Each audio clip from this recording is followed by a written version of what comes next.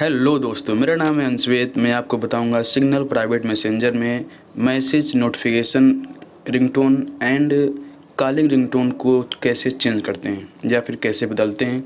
तो मैं सिंपली यहाँ ट्रिपल डॉट पर जाऊँगा, सबसे ऊपर सर्च के बगल में, और उसके बाद सेटिंग पे जाऊँगा। सेटिंग से आने के बाद मैं जाऊँगा नोटिफिकेशन पे। नोटिफिकेशन दिख रहा होगा साउंड आप, साउंड को जस्ट सामने दिख रहा है इधर। मैं यहाँ पे क्लिक करूँगा। यहाँ पे आप जिसमें भी जाना चाहें, recording, theme, music, file manager. मैं यहाँ पे म्यूजिक मान लीजिए जाए खोलता हूँ।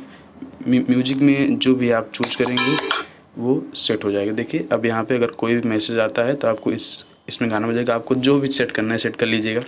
उसके बाद अगर कोई कॉलिंग आता है तो उसकी रिंगटोन क्या रहेगी मैं आपको वो बताता हूँ। तो यहाँ पे सिंपल दिख रहा हो कॉल्स, कॉल के नीचे नोटिफिकेशन के नीचे रिंगटोन है।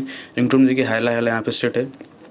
तो यहाँ पे आप क्लिक करेंगे, सिंपली आपको जो भी सेट करना होगा वहाँ पे खोल के आप सेट कर लीजिएगा। जैसे कि मैं म्यूजिक पे जाता हूँ।